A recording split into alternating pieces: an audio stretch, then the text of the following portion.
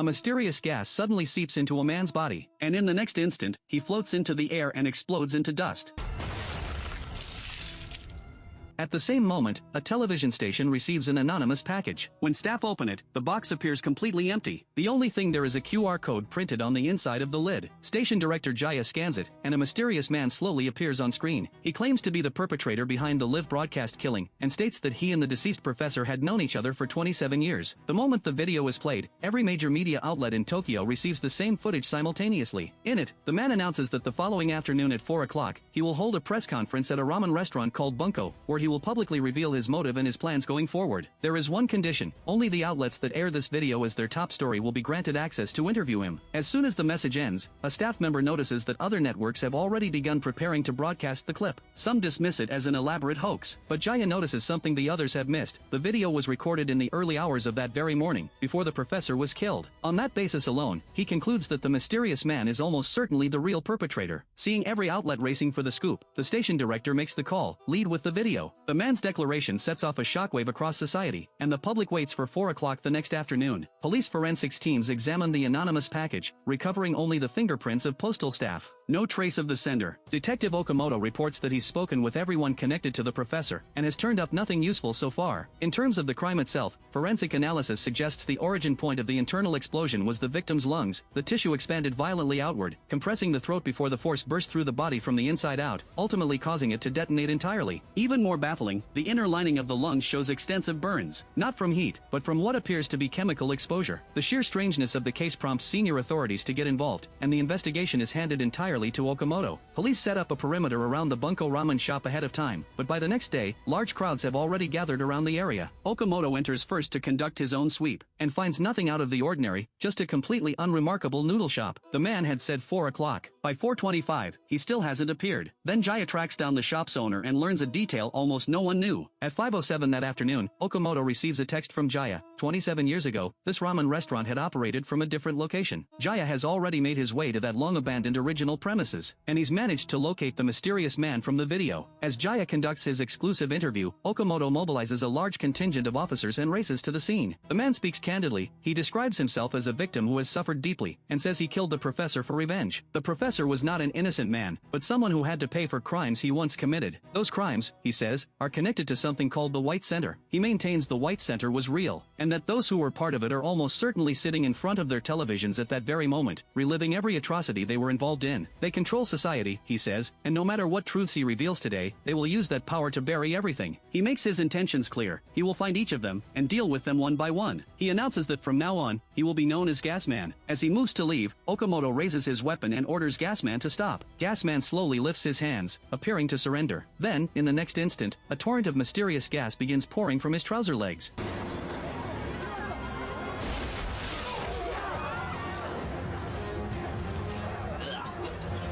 As everyone looks on in shock, the gas floods the entire scene and launches a violent assault on the officers.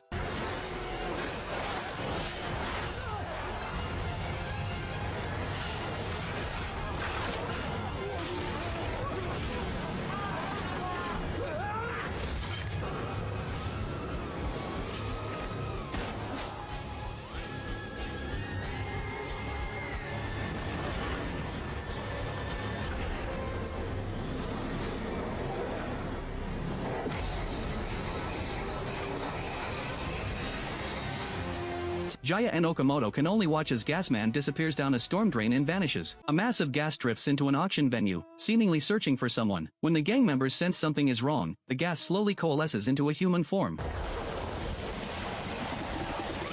The crime boss in attendance is Gasman's second target for revenge. After Gasman's escape through the storm drain at the previous scene, all that remained was a set of clothes. Examining them carefully, Okamoto notices something. Of the 4 buttons on the shirt, one is sewn differently from the other 3. He flips it over and finds a small symbol hidden inside, the emblem of the Fujishiro crime syndicate. Gasman had stated in his video that each act would leave a clue pointing to the next one, so Okamoto concludes that somewhere inside the Fujishiro organization is his next target. Okamoto also notices something else. The object visible in Gasman's shirt pocket during the video is identical to something found in the dead professor's pocket. Meanwhile, reporter Jaya has been digging through old news archives and uncovers historical coverage of the White Center. According to the records, it was once a welfare institution housing children with no family support. But further digging reveals something stranger. 28 years ago, during a World Children's Peace Exposition, a meteorite fell from the sky, landing directly on the White Center. Even more striking, the murdered professor had been the head of the official Meteorite Safety Investigation Committee at the time. While going through old newspapers, Jaya notices a man with a distinctive mole on his forehead, the former director of the White Center, who now appears to be working for a private think tank. Jaya immediately cross-references 32 such organizations and tracks him down. He calls the man directly, and the moment he identifies himself and mentions the White Center, the director hangs up without a word. More than 20 years have passed, yet for the director, the memories remain as vivid and disturbing as nightmares. He's subject to hallucinations. In one, he's crouching down to tie a little girl's shoes, and when he looks up, he finds himself staring at a face that fills him with dread. After much deliberation, he finally makes a decision. He lifts the mattress, retrieves a long-hidden business journal from the White Center, and opens it. Inside is a detailed account of the so-called meteorite evolution program, along with the records of every experimental subject. One page bears a stark notation: missing. The missing subject is Gasman. The next morning, the director contacts Jaya on his own initiative. He admits he possesses a journal documenting the crimes of those who actually ran the White Center, and asks to hand it over personally so the truth can be made public. They agree on a meeting place, but when Jaya arrives, he quickly senses they're being followed. Realizing they're in danger, he pulls his colleague away and tries to shake the tail, but their pursuers won't let up. They're forced into an underground parking garage, cornered and nearly caught by the gang, until Okamoto arrives with officers just in time to pull Jaya to safety. Once out of danger, Jaya's thoughts turn immediately to the director. As feared, the director had been on his way to the meeting with the journal when a stranger claiming to have a broken-down vehicle approached him. The man snatched the journal. By the time Okamoto reaches the scene, the director is already dead. Police pull nearby surveillance footage and quickly identify the suspect vehicle. The killer is a man named Yamazaki, a member of the Fujishiro Syndicate. To avoid being traced, Yamazaki throws his phone into a river and switches to an old burner, calling his organization. His superiors instruct him to photograph the contents of the journal and send them over. The Fujishiro boss has no intention of keeping the journal. The plan is to sell it to another shadowy organization for 300 million yen. To get the photos, however, Yamazaki grabs a bystander's phone near the scene, and the commotion reaches Okamoto and his team in the distance. As they give chase, Jaya's colleague suddenly stops and realizes something crucial. They had only just agreed on the meeting location with the director moments earlier. So how did the gang already know? He immediately checks Jaya's phone and discovers spyware installed directly on the device. Not a remote hack. This program had to be physically installed. That means whoever last handled Jaya's phone is the inside man. The person who planted the spyware turns out to be Okamoto's own colleague, Yoshida. Yoshida follows Yamazaki into an abandoned, unfinished building. By the time he arrives, Yamazaki has already filmed the entire journal and transmitted the footage to the Fujishiro boss, then burns the original. Yoshida finds him there.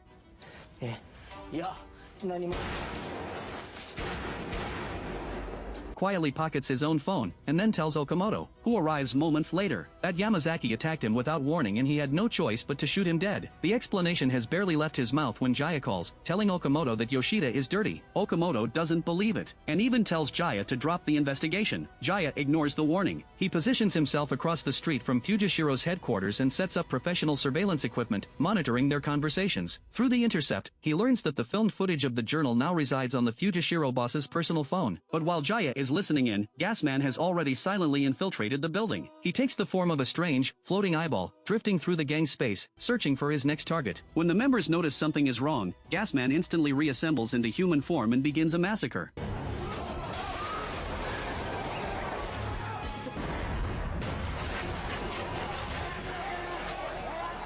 The boss, sensing disaster, immediately flees in his car at full speed, but Gasman pursues relentlessly. The vehicle is fitted with bulletproof glass, and no matter how hard Gasman strikes it, the windows won't give way.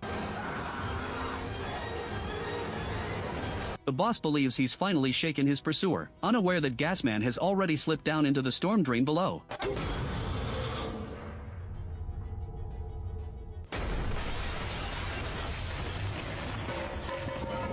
Jaya gets to the scene ahead of Okamoto, seizes the boss's phone, and uses the man's own face to unlock it. By the time Okamoto arrives, Jaya has vanished without a trace. Gasman, meanwhile, has once again left behind a set of clothes, this time with a police badge placed on top. The face in the badge photo has been deliberately obscured, making identification impossible. It almost certainly marks Gasman's next target for revenge. The statue sheds a tear, and in the next instant, transforms into a living form.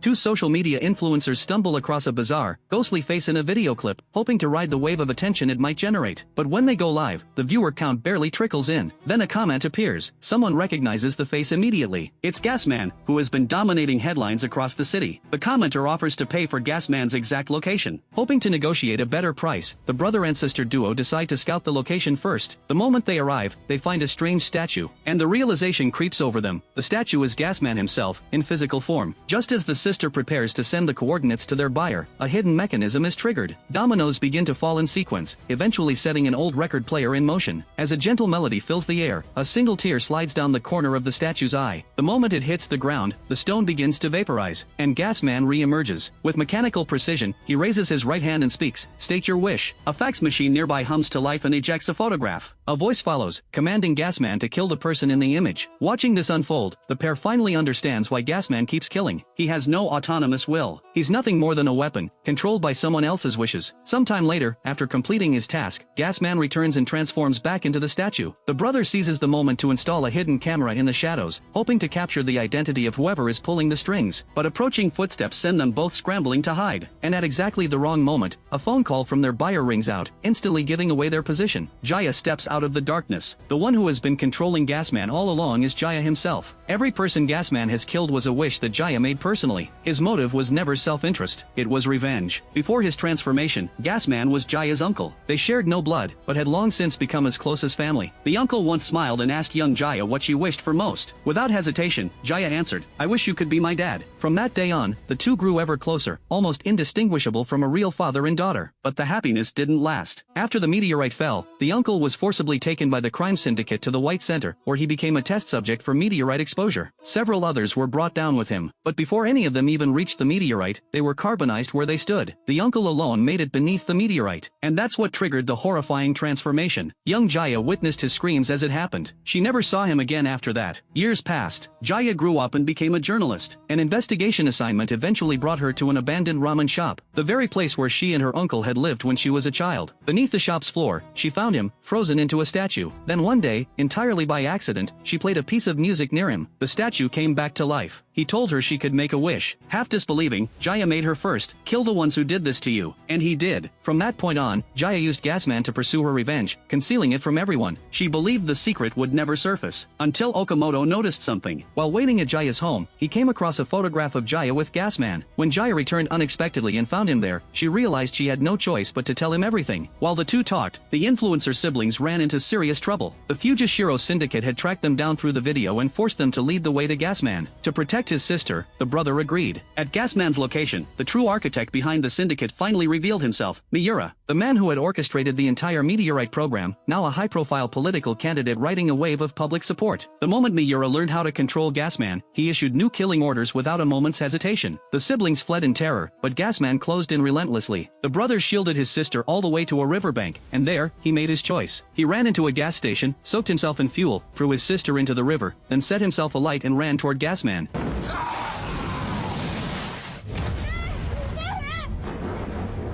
When the smoke cleared, Gasman stood untouched. He returned to Miura's basement to receive his next commands, to position himself as a hero who had protected the public and win votes. Miura ordered Gasman to kill his own staff members and engineer a number of civilian casualties as cover, while ensuring that Miura himself emerged unscathed. Gasman appeared on cue at the scene, and the slaughter began. The surviving sister was found by Jaya. Together, they pieced together what the brother had told her, a recording device he had hidden in the basement. That footage could be enough to expose Miura entirely. Okamoto immediately turned back. He eliminated two guards at the entrance and retrieved the camera. Sensing someone returning, he moved to leave, but Jaya called him back. She had an idea, release the footage publicly. Okamoto agreed, then chose to stay behind alone to buy time for Jaya and the sister to get away. He deliberately staged a scene of apparent defeat, presenting the camera, with its memory card already removed, as bait, drawing Miura in. Then he pretended to surrender and let slip a false location for Jaya, making Miura believe the evidence was still in her hands. That would send Gasman after her, buying them the time they needed. Jaya and the sister split up. Jaya's task was to draw Gasman away, the sister's was to release the evidence. She raced to the campaign rally of Miura's political rival and handed over the covertly recorded footage. Okamoto, meanwhile, quietly cut through his restraints after Miura left. As Miura stood before the crowd, his rival suddenly aired the recording, undeniable proof that he had directed Gasman to kill. One by one, people in the audience began to leave. Miura realized it was over. Cornered and desperate, he made his way to the rooftop, intending to end it all. But before he stepped off the ledge, he placed a call to a mysterious and powerful figure, suggesting that Miura, too, was not the ultimate power behind this. Someone higher was pulling his strings. Okamoto arrived with backup to intercept him. Just as the operation was about to succeed, Yoshida attacked from behind, but Okamoto's female colleague stepped in and stopped him. In the struggle that followed, Yoshida was kicked into an elevator shaft and killed by his own weapon, ground apart by the mechanism. Okamoto reached Miura just before he could jump, and placed him under arrest. Jaya wasn't so fortunate. Only at the end did Okamoto realize she had deceived him. She had no way of separating her uncle from his transformed state, only of luring him. She drew Gasman into an abandoned vault and sealed them both inside, intending to keep him there with her, forever.